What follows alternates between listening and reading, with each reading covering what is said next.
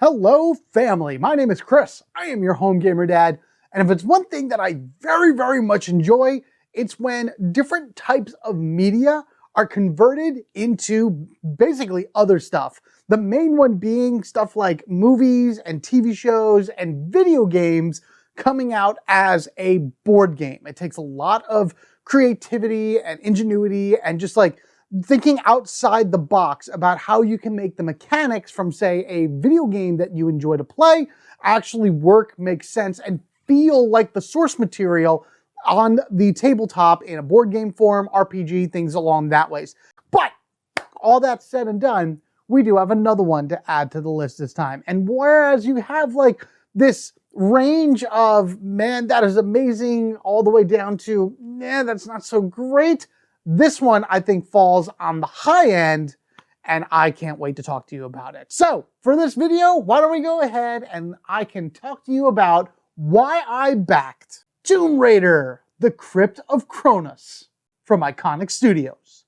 Little back history for my retro gaming. I actually started with an original Nintendo way back in like the mid to late 80s. That was the very first console system I ever got.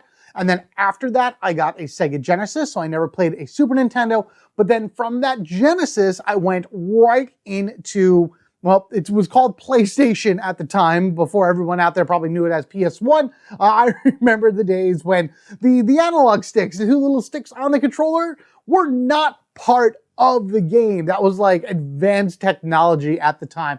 But by going into the world of PlayStation, I was able to dive into a whole host of video game IPs that are legendary now, including the adventures of Lara Croft in the Tomb Raider saga. I have played 1 and 2. I've never beaten 3, and I never played 4, 5, and 6. I know then there was like the remake series that came out a little bit later. I played the first one of that one. I'm very sure I did, but I never played any of the sequels to that. Now, I am not like a super expert for Tomb Raider lore. There are wikis out there for that, and it's been really cool jumping around and kind of looking at them and everything. But when I heard about this game being developed, I was like, this is going to be pretty cool, because I was into the Metal Gear game at the time. I understand like the way that that was translated from the game into the board game, which I thought was really good. A lot of stealth and a lot of different mechanics from those games, as I mentioned before, making their way to the board game and making sense.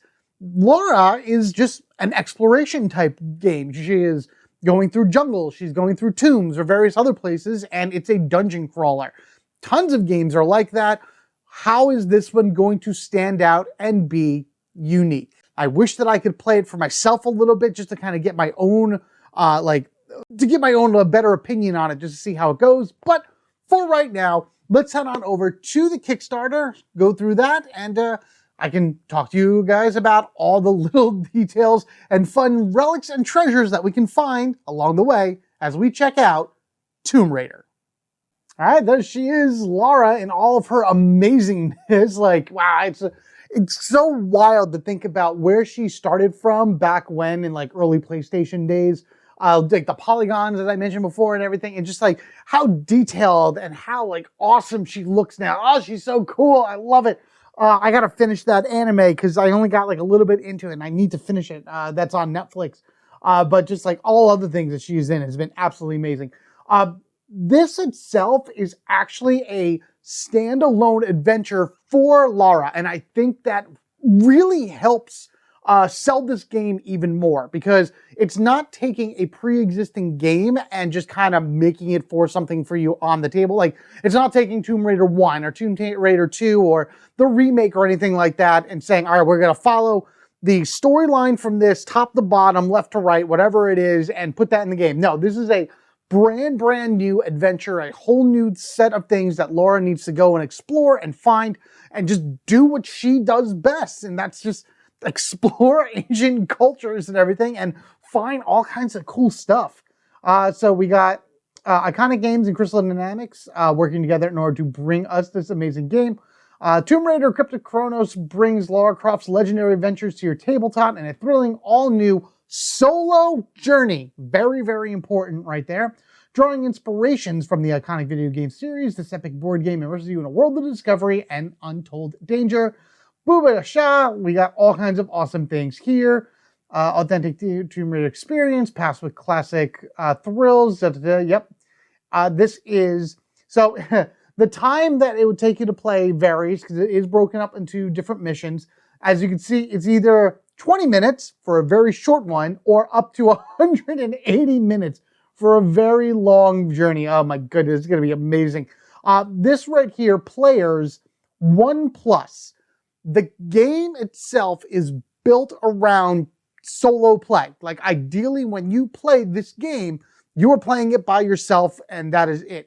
There are rules within the rulebook that give you ability to go up to, I believe, 4 players in this.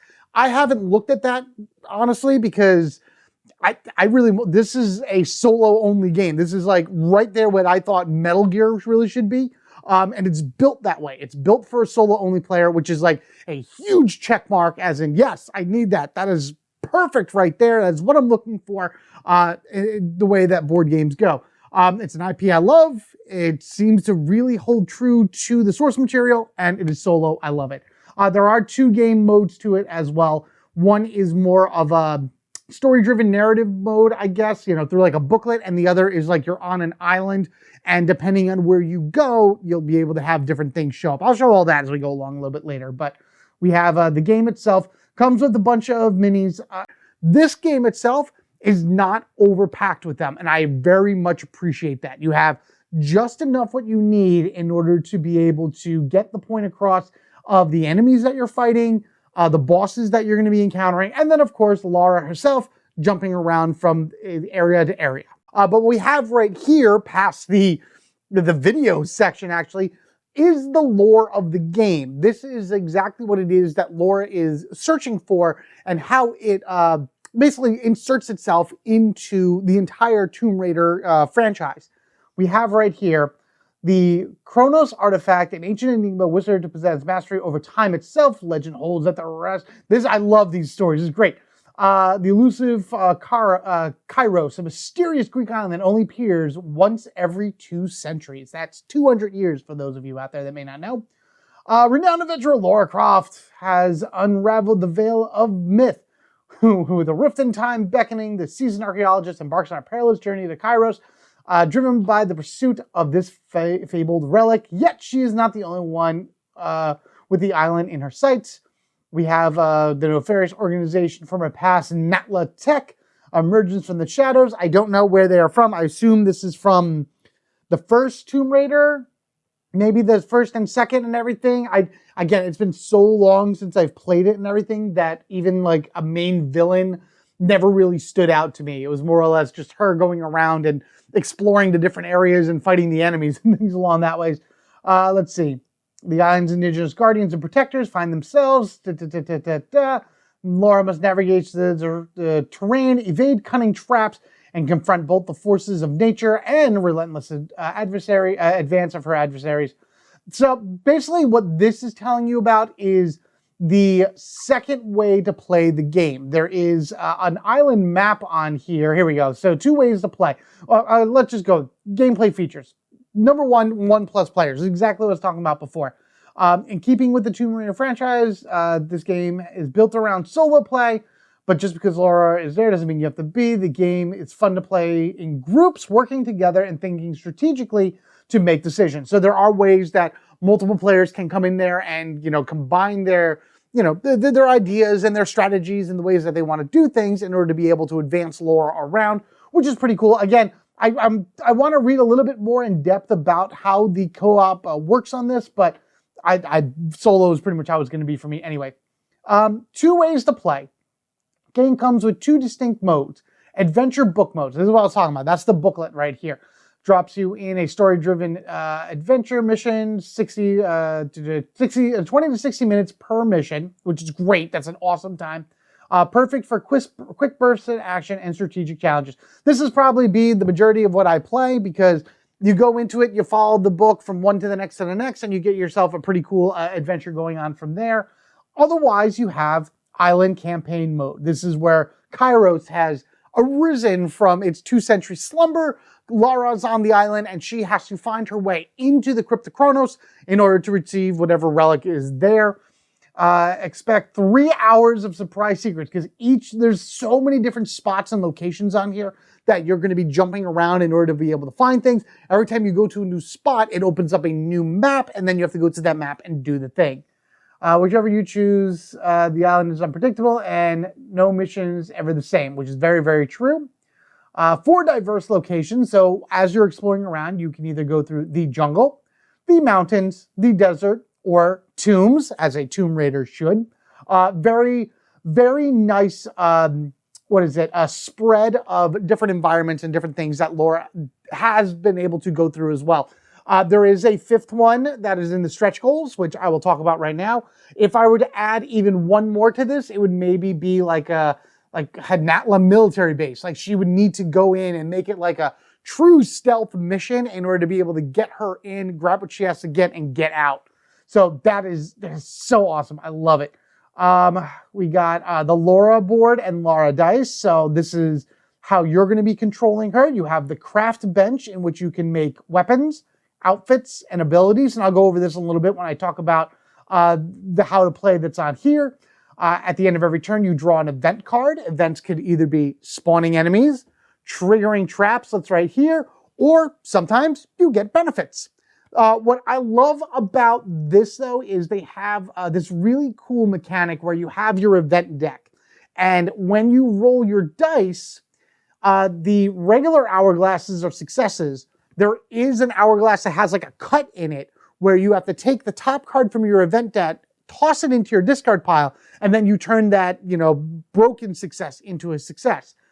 If you go through the event deck too many times, like you go through it all, slip it back, shuffle it up, go through it again, once you go through it too many times, you actually reverse the cards around, and now Natla has officially invaded your area, and things are so much harder to deal with. And I love that feature. I think that is such a great way of adding an overall timer to the game without feeling super, super stressful, because there are ways you can mitigate it. Oh, and then there are, of course, bosses along the way as well. You have a bear, you have a Natla queen, and I think that's like a centaur or something like that. So just some really cool features within the game, really cool ideas, and again, respecting the source material, because we all know huge hardcore fans of Tomb Raider, that's what they're going to want to see. Okay, let's go over how to play. And this is going to be like a very basic overview that you're going to get from it through the Kickstarter. Big thing to remember, this is all still prototype. Like a lot of the videos and everything that I've watched that people have gotten, everything have been early prototypes of the game. There was actually a new mechanic added to this game in the middle of this campaign that makes so much sense and is such a great idea. And is another thing that I absolutely love about this, because Iconiq is listening to the people and the fans, talk to them and listening to their suggestions and being like, okay, we could do this, we could do that, this works, and testing it out to seeing how it works in the game, and we are helping them build it. I love it. Fantastic. The how to play kind of focuses mostly on the map, the mode 2, where you're going through the island. So that's pretty much what represents here. Each one of these little spots is a different map. You choose to go this one, boom, there you are, now you get to explore it. As you're running around, different enemies will pop up out of nowhere with cards and everything. There are predetermined spawn spots on the board where they jump in, but you got to roll a dice to figure out where they are, and they are going to be facing a particular direction. They don't have them on the bases, but I really think there should be like a little arrow pip on, or a little arrow point on the bases, just to kind of confirm this is the way that they are facing. Yes, you can look whatever direction their head is going and go from there, but I don't know, just having that little point on it, whatever, just to add that like verification, that's the way they're looking, great. Because enemy sight and enemy movement in this game are super simple. It's another thing I absolutely love about this game. There are people that are posting on the boards and everything about various ways that certain enemies should interact and how they can interact, and just adding a little bit more to the game. But I enjoy what the designer is talking about, the whole less is more thing on this. It's so simple, it's so easy. Certain types of enemies are all the same. They have the same health, they have the same movement, they have the same attack, no matter what piece you're using on the board. And I think that is fantastic. All enemies are able to see in this like 3x6 square. So it's the spot that they're on, one to the right, one to the left, and then 6 in front of them. Other things that we have are the traps that I mentioned before. So you draw from the event deck, and you're going to be finding all different types of things. This one is some type of weird trap right there. She spends some resources in order to avoid it and then move on. There are various puzzles that you have to do as well. Each one of the terrains has a unique aspect to it that, you know, you have to figure out. Like the jungles have switches that open and close doors. The tomb has this boulder right here that you have to move in order to get the area. So I think that's a cool way of making each location more unique other than just like aesthetically pleasing. As far as her turn goes, you have 6 Lara dice, and that would be the green dice there. And she has a variety of abilities. And on her turn, you choose what abilities you wanted to move. Say you wanted to do. Say you wanted to move, for example. You are able to take as many dice as you want and apply that to your move. So you have 6 dice. Out of those 6 dice, say you take 3 dice, and that applies to the move. The way the move works is you get 1 move for every dice you use, and then when you roll it, you get an additional move for every success. And that's how a lot of this works. It's dice allocation. You have to use what you have properly in order to get the most out of Lara's turns, plus there's a bit of luck involved. This GIF right here pretty much explains the research ability, which grants Lara a one-time ability or boon or something like that in order to be able to do stuff. You would roll dice in order to move a cube along the top, and once it gets all the way to the end, you can draw a research card. In addition to that, Lara is able to collect various resources along the way. Treasures, which are wild, cloth, oil, and gears, all of which can be used in different combinations to do different things, whether that be to heal her, to put more ammo back into her weapons, or to even give her powerful things such as new outfits, a weapon, what was down here? 2 weapons apparently, and then new abilities as well. So she has the 6 abilities here. You can actually give her more abilities as you go through these games. I think that's really cool. It adds like a very unique way to customize your character as you go through, because otherwise she is just there, but it's like there's no feeling of growth. This is a feeling of growth. This is you getting these materials, finding them, researching them, searching for them and everything, collecting them, and then trading them in order to be able to feel more powerful and to do the things you need to do. This is what I was talking about with the time thing or whatever. Once you've gone through the deck a certain amount of times, it flips over to this invader side, and then it just becomes a lot harder. But ultimately, you are going to go ahead and find the boss at the end, defeat them, and win the day, figuring out all of the secrets within the Crypt of Chronos. All right, so what's in the box, as they say? First thing first, you have your Lara Mini. That is the very first thing you're going to pull out and look at and keep on your shelf forever and ever and ever, because it is absolutely awesome. 3 types of enemies within the base game. You have the mercenaries, you have the wildlife, and you have the protectors. Again, even though you have different style of models, they are all going to be classified under that one name. So these are all protectors, no matter what. This is the snakes and the wolves are both considered wildlife. Same movement, same health. I know people are saying that shouldn't be the case. There should be more uniqueness to it. But I think that could be something for a stretch goal a little bit later when I go over stretch goals. Also, the base game comes with 3 bosses, as I mentioned before. The bear, there's this armored guy. I thought it was a centaur. No, it's just like some Ares type warrior, I think. And then the Natla Queen. A ton of other things, like 32 level tiles, double-sided. That's a lot of different level tiles. Level tokens, resources is what you're going to be pulling from the token bag in order to be able to store them up. You put your hand in, you shuffle it around, you grab a random resource, that's your resource that you have. And then once you trade them in, certain ones go back into the bag, whereas treasures do not. They're out of the bag. So you gotta be very careful about when you use them. The Lara board, this is how you grow her. The island board, crafting in order to be able to make all types of stuff. And then various other things. Sight and noise. This is going to be if you're doing a stealth, more stealth style game where enemies do not see you. They just go on their patrol around and they don't have to worry about you. However, if they see you, you put the sight token down. It's like, uh-oh, there you are. Same thing for making noise. If you shoot your gun or do something that may distract or not distract, cause an enemy to come towards you, then you would put the noise token down. Again, very Metal Gear in my opinion, and I love it. Tomb tokens, clear tokens, the Lara dice. You have special dice. You can actually use resources in order to gain temporary special dice to do stuff. The enemy die, this is just a basic D6, so that's really nice. Various tracker cubes, the rule book, the adventure book, and then just a lot of other cards. 12 weapons, 12 outfits, 12 abilities, 40 locations. So there's so much stuff. There's so much stuff here. It's insane. The outfits are awesome because these represent the different styles that Lara had throughout her gaming career, I guess you could say, or throughout the years of Tomb Raider.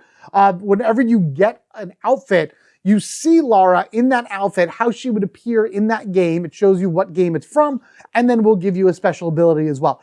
Again, as I mentioned way back at the beginning of this, I don't know all of the lore for Tomb Raider, but seeing little Easter eggs like that, chef's kiss right there, my friend. It doesn't matter if you know it or not. That's Lara. That's what she's wearing. That's the game it's in. You covered all the bases.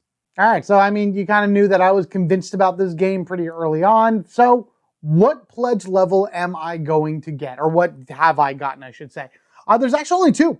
There's only two pledge levels. And personally, that's fantastic. I love it. That's my two options right there. I can weigh each one, and then I can go from there. Plus, you can put the add-ons if you want, if you went for a lesser pledge level, and just to get a few other things. I love it. It's amazing. So first things first, Crypt of Chronos. This is your basic, pledge level right here. You get the core game and the stretch goals. That's it. You can add on anything you want as well if you wish to have maybe one or both expansions or whatever. But really, if you're going for both expansions, which this is where I am right here, I am the Tomb Raider.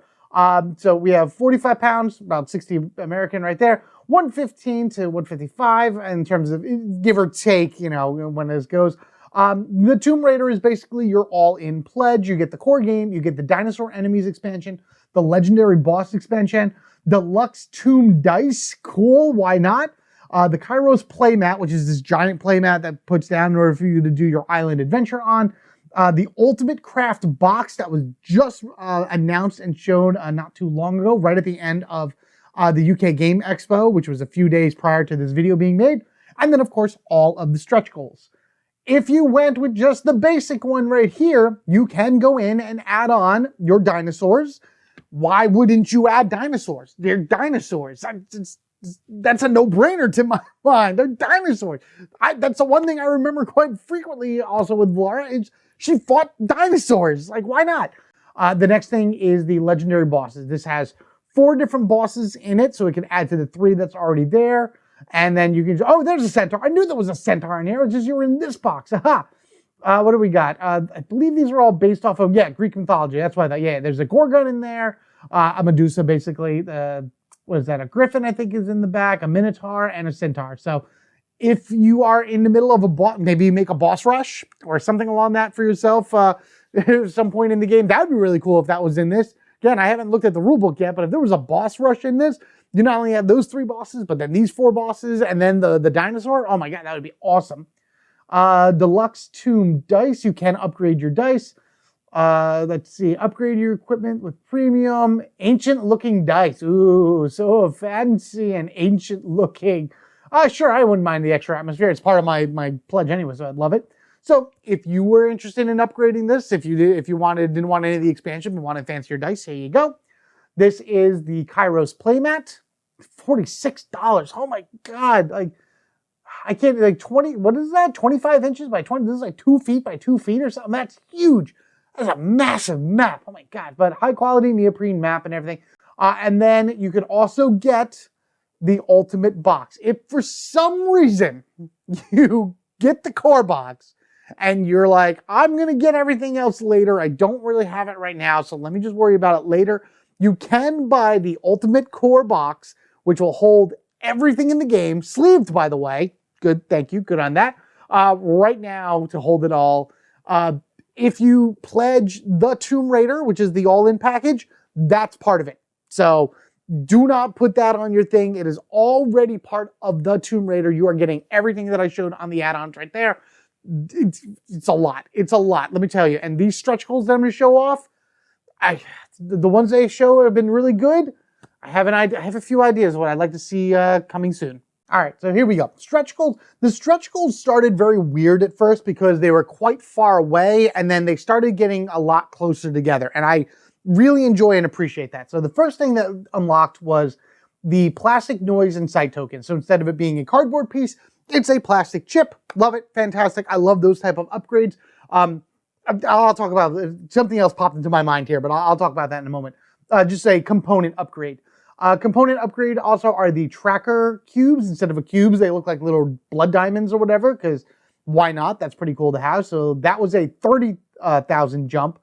And then we have a 40,000 jump to give us the Croft Manor tiles. This right here is your 5th location in the game, Croft Manor, which was like the tutorial mission from the first Tomb Raider, and I believe you went back into it like once or twice in the 2nd and 3rd Tomb Raider, and it just became a general staple for Lara Croft to kind of do like a training mission or something along that ways. It has its own missions and its own side things to it, so you're just adding more to your game, adding more adventures, adding more experiences, and adding more danger for Lara.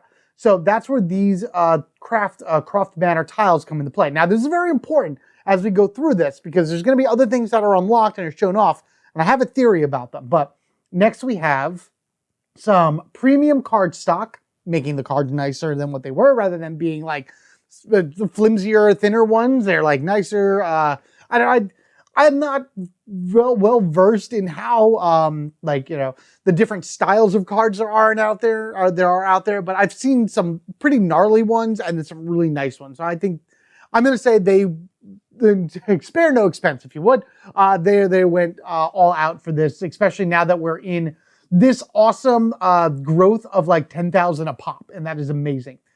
Next we have the relics. Relics are introduced as a brand new mechanic for the game. So this wasn't even like part of the game originally, or part of the base game. This was unlocked through the stretch goals, and really all it is are 6 different items, 6 powerful, relics within a sealable envelope, and you get a book of achievements. Whenever Lara hits a certain amount of achievements, which is stuff like, I guess, defeating a certain amount of enemies, using a certain amount of resources, crafting certain outfits, or, just doing different things. Say you did like 10 of these achievements, you were able to open, envelope number 10, and now that particular item is part of your arsenal for the remainder of the game. Awesome, amazing. I can't wait. They've only shown off one, and that's fine. I don't want to know about any of the other ones until I actually get them, but I love it. This is the type of stretch goal that I love the most, because it's a very easy addition and something that just changes the game enough to make me like, ooh, that's so awesome. I can't wait to use that. But if I don't want to use it, it's not going to affect me one way or another. And I love that. I love that. The pure modular sensation for this in the game is perfect. I love it. This right here, I love this. I make my own luck, as Lara would say. If they put out a challenge to anyone who went to the UK Games Expo, go to their booth, because of course they had a booth there, and say, I make my own luck, and they will automatically put in and unlock this exclusive goal, which is that giant box that I was talking about earlier from the add-on. So originally in this Kickstarter, this was not even there. It's very nice that it is there, and I love it. Moving on, we have 2 more stretch goals, and that's all that's been revealed. I kind of wish I had more revealed, but got to do these videos when you do. First is a new weapon. 1 new weapon, and then the butler miniature. This is the butler that walks around Croft Manor. What was his name again? Winston. That is Lara's faithful butler, and one that you can trap inside of the freezer during her game. And people have been mentioning that in the comments as well, and it makes me wonder if that's something that you're going to be able to do with him walking around. Now, here's the interesting thing that I've noticed about these particular stretch goals. Specifically, the butler mini, the new weapon, and the Croft tiles up here. If you go into one of the updates, I think update 11 is the one where they talk about that, they say that this weapon right here is an exclusive weapon for Croft Manor, meaning that you're not going to be able to use that one weapon anywhere else. I found it weird that if you're doing a stretch goal that gives you more variety to the game, you know, increasing your deck limits and everything, that it should be more than just a single card. It should have been at least 3 cards that you put, like 3 new weapons on there. So it was a little weirded that, like, why are we only getting 1? That seems like not a lot of addition to a game, you know, jumping from 40,000 to 50,000 pounds or whatever. The fact that this is only for Croft Manor leads me to believe that this Croft Manor set right here is actually a mini expansion that Iconiq is breaking apart for stretch goals as a way of kind of judging to see our interest within the game. Rather than having to put so much time, effort, and money into producing all of like the extra stuff for that location, they do a little bit here now, show them on the stretch goals, and as they unlock, they're like, okay, that'll be good, that'll be good, that'll be good. All right, perfect, this makes this whole thing.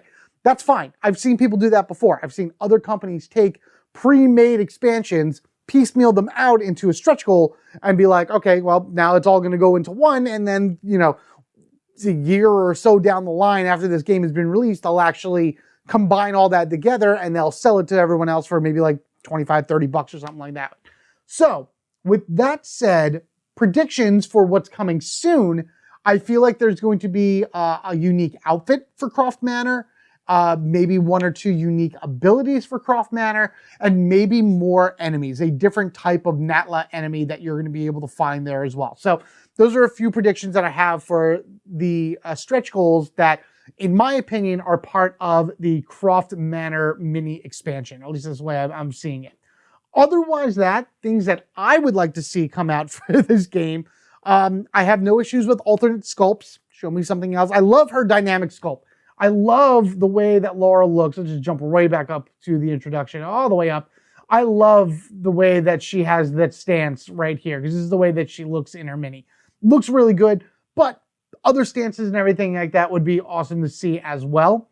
So we have the plastic noise and sight tokens. I would love an upgrade for the resource tokens.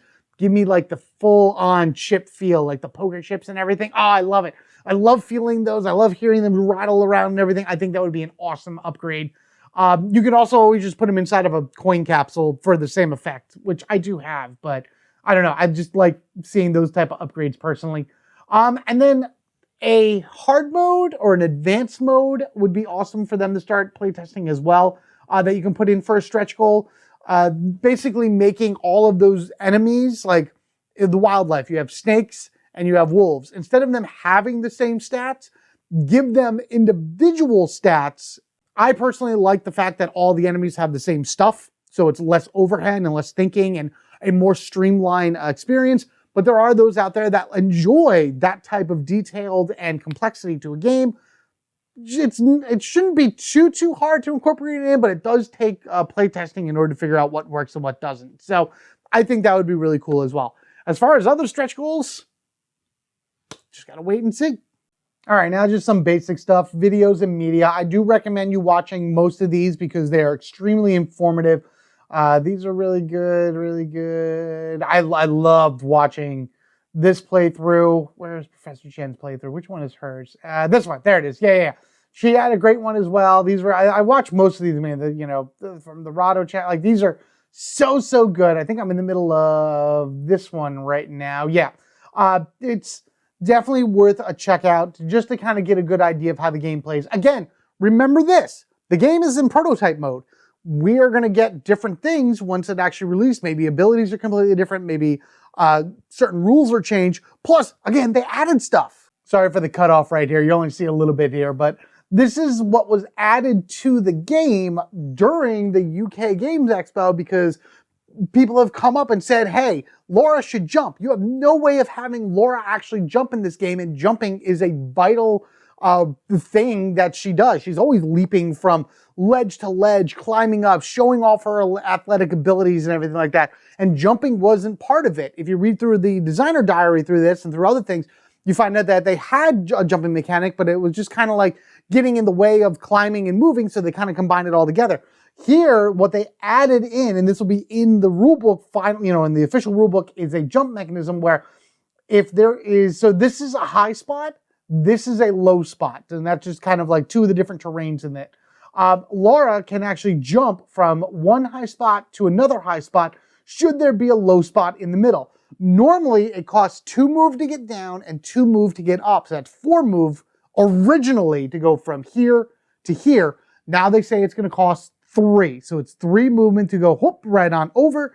And you can actually jump over enemies as well, because if there was an enemy right here and Lara went from here to here, the enemy would not see them because she is jumping over them. I think that is genius. I think that is fantastic. And that is what I'm talking about. That is the level of attention and detail that the studio is giving to this game, and listening to the fans, not only of board games, but of the IP itself, in order to create a true immersive experience. You got the team right now. Luke is the main designer for the game. He is all over the boards. He is all over the the comment sections and everything, talking to people. Luke, you are a champion, my friend. You are awesome. You're amazing. And thank you so much for doing everything that you did with this game, plus all the stuff that we have yet to see. That is so fantastic. And then everyone else, it's part of an amazing, amazing team over there at Iconiq Studios. Sorry, I've called it Iconiq Games a few times in my brain. It's Studios, Iconiq Studios. So amazing, such a great team. And Crystal Dynamics, I believe, is just another, award-winning, best-in-class game development. Yeah, so they're working in tandem together. Iconiq Studios and Crystal Dynamics to bring us this game. Awesome, amazing, fantastic. Here's something no one likes to talk about. Not gonna lie, looking at it, this isn't really the worst that I've seen. I've seen some pretty hefty shipping costs within the past year or so on Kickstarter. It's really not so bad. Keep in mind also everything's in, I believe, pounds as this is. So you're going to have to do some type of conversion depending on what your current currency is, so like US dollars. I think this is around $25, $26, something like that. Maybe a little bit more, give or take. So I just have to kind of go through it. Whatever happens, happens. I'm willing to accept it or whatever.